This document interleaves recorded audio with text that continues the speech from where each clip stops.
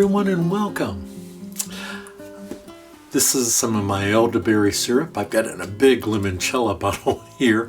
This is my own. And I just love this stuff. But sometimes a syrup may be too much. Maybe you have just a sore throat and you just need something soothing. Or you don't want to drink a sweet drink and have to mix it or something along those lines. And you want something simple. Maybe something more in a lozenge form, right? So that's what we're going to make today. Now, you can make it with just honey and then add in something like elderberry tincture, which I make and sell as well. But if you've already got elderberry syrup, or you make your own elderberry syrup, or you get elderberry syrup from me or someone else, it doesn't really matter. You can use this actually to make your cough drop lozenges with. So let me show you just a simple way to do this. I'm going to pour in, I think about, we're just going to go with maybe a full cup in this case. Maybe, no, actually, I'm going to go ahead and do more. All right. Matter of fact, I'm just going to do this whole bottle. It wasn't full. This is, I'd say about 2 pints. This is not exact what I'm doing right now. I just want to show you the basics. Now, because I'm making this with a syrup, keep in mind what the syrup was. The syrup was the elderberry juice, which is a liquid, mixed with honey. So to make this into a hard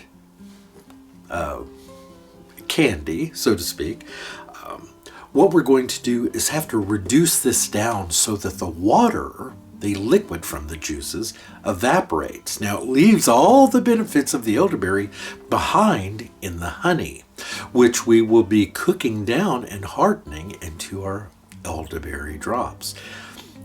These have been tested in the past, the drops, and the beneficial constituents of the elderberry survive being turned into lozenges. So that's really good news.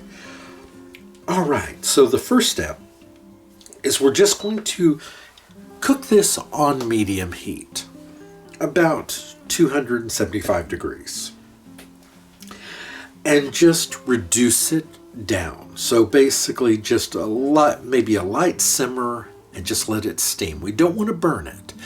That's the whole purpose of doing this. If you were to bring this up to hard crack temperature, which is about 325 degrees, with all that liquid in there, it would burn, because before it can get to that temperature, all that liquid that's in there is trying to evaporate off of the honey.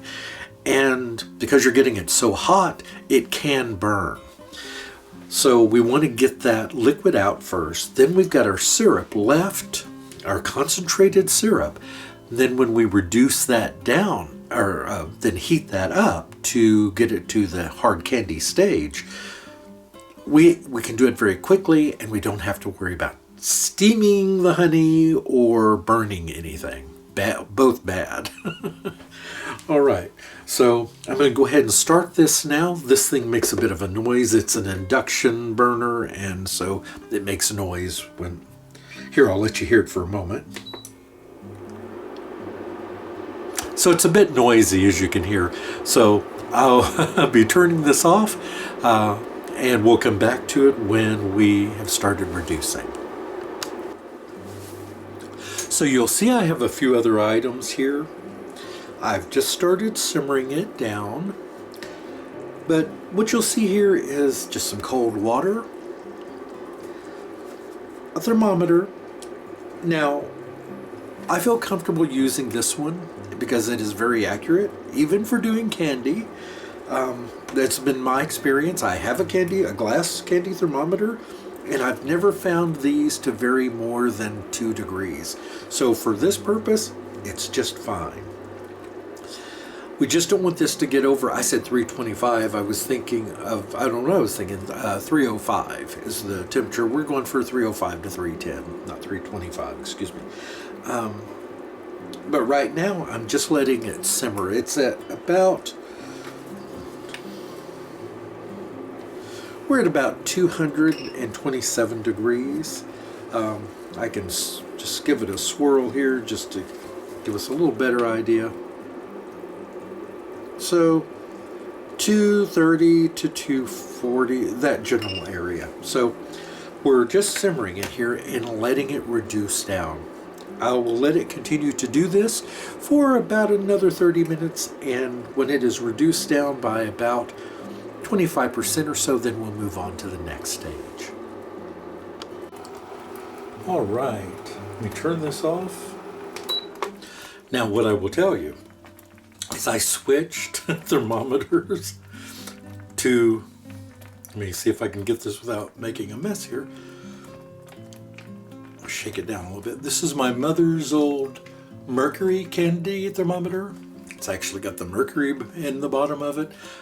It is much more accurate than this because this doesn't reach the bottom of the pan. It just gives you the reading off the top, so you can overcook, and I realized that after I had made my previous statement. This is great for checking on things like gravy or some other cooking things, but when you're doing something like candy, which has to reach a very high temperature of over 300 degrees, you have to be very careful. And the way I know my candy is ready is by simply doing a test in water here, if I don't drip it on my skin. And you see how it threads? How it creates the little threads in the bottom? That means we've got hard candy. Well, not candy, but hard cough drops in this case. So, if I pull it out, you can see it. When you take it out of the water, oops, now look at me dripping all over. But that's the threads we're looking for. And it's delicious. Now, I'm eating it now. And I dripped some, which is fine. I mean, after all, that's what this is going to be filled with. But so I'm just letting it settle a bit. And what I forgot to film or tell you about was I did drop in some fresh ginger here. See if you can see this. Actually, I can get the pan out of here so I can show you more, but I put some fresh ginger in here and 2 cinnamon sticks, because while those were in the concentrated syrup, because we're cooking this down so much and because it's going to be concentrated into these little bitty tablets, I wanted a higher concentration of the ginger and the cinnamon and there's clove in there as well, along with the elderberry, because after all, you're going to be using this for cough, sore throat, and such, and these will benefit you greatly in that arena. So I'm just getting the pieces out of here before I pour it into our mold. So give me just a moment while I get this done, and then we'll start the pour.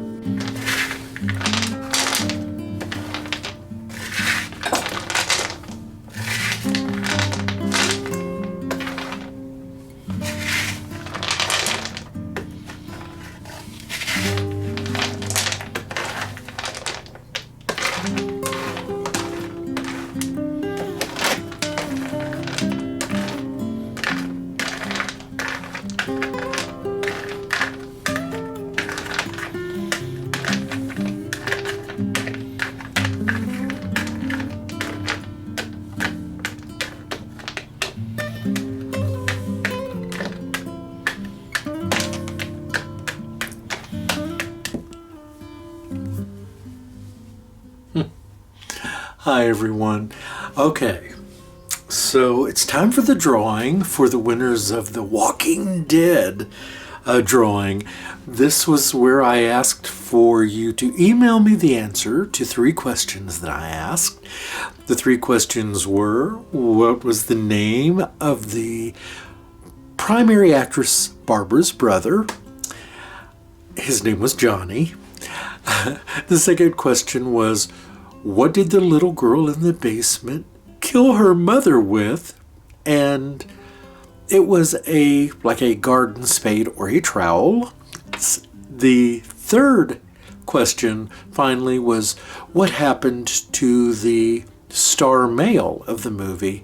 And sadly, at the end, he was murdered by the police, who maybe mistook him for a zombie, or perhaps, as the writer of that film actually stated, it could possibly be that they were racist and just saw him and saw a free opportunity to do that. I hope that's not the case, but it was a movie, and it was a movie of its time.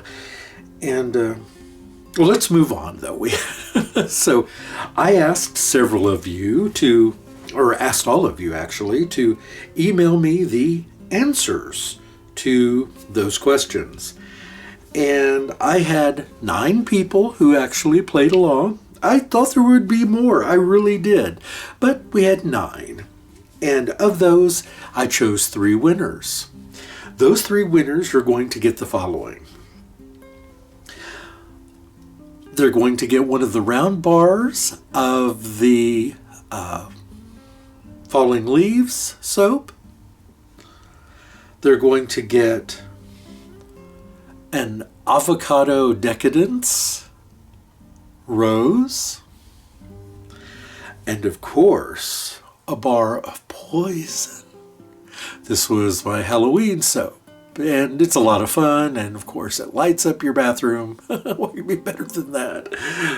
And they're kind of fun, actually, to put one in the bathroom. You walk in, and sometimes the vibrations will set it off, and they'll start flashing. It can be a little spooky when you're not expecting it. Okay, so it's time for me to announce the winners. So I actually took all the winners of the 9 and shuffled them up so that I could give this to 3 different people. And the following are the winners. Monica Heenan, congratulations. You've won this lovely set of soaps. The second one is Anne-Marie Zito. Congratulations. You too have won a set of these soaps. And finally, the third one, let me pull her back up again here, is, well, look at that. Okay, Tanya, congratulations. You were one of the last ones, and on the shuffle, it came up with you. That's fantastic.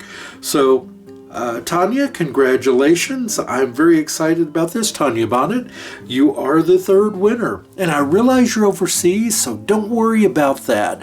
This is about having fun, and it's a lot of fun for me. So all 3 of you, email me your mailing addresses, and I'll get these in the mail to you. Again, email me at soapyoaksfarm@gmail.com. Again, that's soapyoaksfarm@gmail.com. Congratulations, everyone. I'm very excited for you. Take care. Have a wonderful day, and I look forward to seeing you all in the next video. Goodbye.